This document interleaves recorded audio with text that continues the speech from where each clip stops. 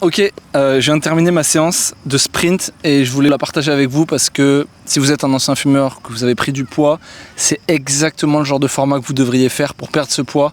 Et c'est surtout un genre de séance qui prend 10 minutes, littéralement. Moi c'était 12 minutes avec l'échauffement qui m'a permis d'être 10 fois plus efficace que si j'avais fait une sortie d'une heure ou d'une heure et demie.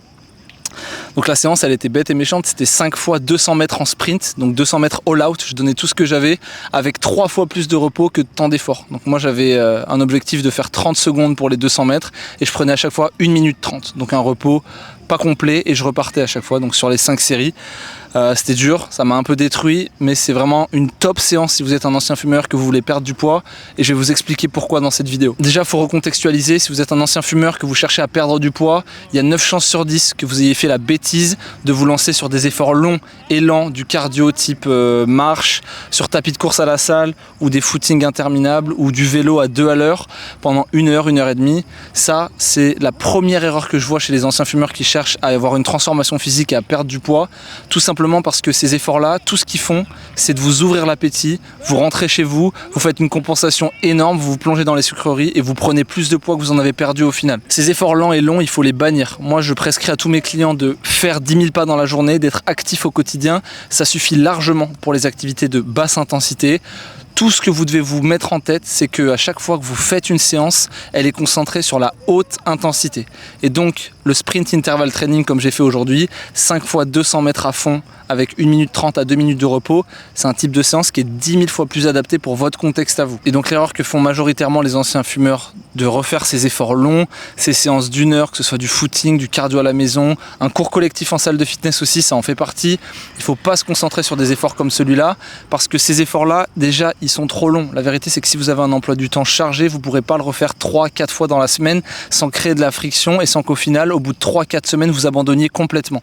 À la place, il faut s'orienter vers des efforts courts, des séances comme j'ai fait là, de 10 à 12 minutes très intenses, maximum 30 minutes par effort quand on reprend le sport après l'arrêt du tabac. Et puis si jamais vous faites partie de ces anciens fumeurs qui croient que vous n'avez pas le souffle nécessaire pour faire du sprint interval training, c'est une hérésie de penser que courir 1 heure et demie, ça va être envisageable pour vous. C'est pas plus simple de courir pendant 1 heure parce qu'on est à basse intensité. Là, j'ai fait 5 fois 200 mètres, en 10 minutes, c'était plié. Alors oui, le cœur, il est monté à chaque série, mais c'est beaucoup moins exigeant que de vous infliger 45 minutes, 1 heure de sport dès la reprise. Donc gardez bien en tête, effort court et intense. Maintenant qu'on a balayé les problématiques des efforts lents et longs, des séances de 45 minutes, 1 heure, 1 heure et demie, lorsque vous reprenez le sport après l'arrêt du tabac dans un objectif de perte de poids, je vais vous expliquer pourquoi est-ce que c'est nécessaire de faire des efforts courts et intenses et quels en sont les bénéfices. Juste avant que je t'explique ça, si jamais tu as besoin d'aide, que tu as besoin d'être accompagné pour un objectif de perte de poids après l'arrêt du tabac, tu as juste à cliquer sur le premier lien dans la bio pour avoir une consultation offerte avec moi dans laquelle on parlera ensemble. On verra un petit peu quels sont tes objectifs et je te dirai si je peux t'accompagner. Tu as juste à cliquer sur le premier lien dans la bio. Pour en revenir aux avantages des intermittents courts et intenses, le premier intérêt super intéressant de faire du sprint interval training, c'est la production d'une molécule qu'on appelle le LACFé. C'est le diminutif de lactate phénylalanine. T'as pas besoin de le retenir. Tout ce qu'il faut que tu gardes en tête, c'est que le LACFé, il a un effet coupe-faim similaire à la cigarette. Quand tu fumais, tu avais un effet coupe-faim avec la cigarette. Aujourd'hui, tu l'as plus, donc tu as tendance à avoir des fringales beaucoup plus régulièrement. Et bien, les efforts courts et intenses, avec cette production de LACFé, vont recréer cet effet coupe-faim naturellement. Le deuxième aspect super intéressant sur les sprint interval training, c'est la production hormonale super intense. Donc la dopamine, adrénaline et noradrénaline. Pas besoin de retenir ces termes-là. Tout ce que tu dois comprendre, c'est les bénéfices qu'ils t'apportent en tant qu'ancien fumeur qui cherche à perdre du poids. Donc dopamine, adrénaline, noradrénaline, qui sont des éléments clés pour le déstockage des graisses après l'arrêt du tabac. Et le troisième bénéfice, si tu as un emploi du temps chargé, une vie de famille, un boulot qui te demande beaucoup de responsabilités, et bien évidemment c'est le temps que ça te prend. Et ouais, 15, 20, 30 minutes maximum à haute intensité, 3 fois par semaine pour commencer. Tout le monde est capable de rentrer ça dans son agenda, peu importe les responsabilités qu'on a. Donc ça, c'est vraiment un bénéfice qui est absolument génial. Donc pour résumer, si tu es un ancien fumeur qui cherche à perdre du poids après ton sevrage, évite les séances longues de basse intensité. Que ce soit les cours collectifs de fitness qui durent 45 minutes, que ce soit les cardio à la maison interminables, que ce soit marcher pendant 1 heure et demie sur un tapis à la salle. Tout ça, c'est des efforts que tu dois éviter parce que ça va simplement ouvrir ouvrir ton appétit encore plus qu'il ne l'est déjà depuis l'arrêt du tabac et ça va absolument pas t'aider dans cet objectif de déstockage des graisses au long terme. À la place, il faut que tu privilégies des efforts comme j'ai fait ce soir avec des séances de sprint interval training, des efforts courts et intenses adaptés à ce que tu es capable de faire aujourd'hui. Ça peut être des sprints sur un vélo, sur un rameur, ça peut être à la maison également avec des montées d'escalier à haute intensité.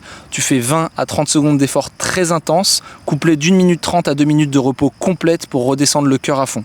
Ah oui, et même j'ai oublié de dire ce point-là, mais qui est certainement le plus important en vrai, le sprint interval training, donc les efforts courts et intenses, c'est ce qui te permet au mieux de perdre la graisse viscérale. C'est la graisse qui s'est stockée autour de tes organes vitaux pendant des années. Elle se voit pas dans le miroir, mais c'est celle qui est responsable de la majorité des maladies cardiovasculaires. Donc oui, sur l'aspect santé, c'est primordial de faire ces efforts courts et intenses. Je te rappelle aussi les autres bénéfices que je t'ai évoqués rapidement, mais le fait de gagner du temps si tu as un emploi du temps chargé, des responsabilités, une vie de famille, ça va s'inscrire beaucoup plus facilement dans tes routines, tu auras moins de friction à aller à l'entraînement et ça va tenir dans le temps. Et du coup, tu auras une perte de poids qui sera saine et durable. Et le dernier bénéfice dont je t'ai parlé tout à l'heure, c'est la production hormonale, donc dopamine, adrénaline, noradrénaline, qui eux aussi permettent de déstocker la graisse du ventre et la graisse viscérale. Donc si tu es un ancien fumeur qui a pris du poids depuis l'arrêt de la cigarette, clique sur le premier lien dans la bio. Tu pourras réserver une consultation gratuite avec moi dans laquelle on discutera un petit peu de ta situation. Je verrai un petit peu quels sont tes objectifs et je te donnerai un plan d'action clair que tu pourras mettre en place dès demain pour t'aider dans ton objectif de perte de poids au long terme. Je te remercie beaucoup de m'avoir écouté et je te dis à bientôt.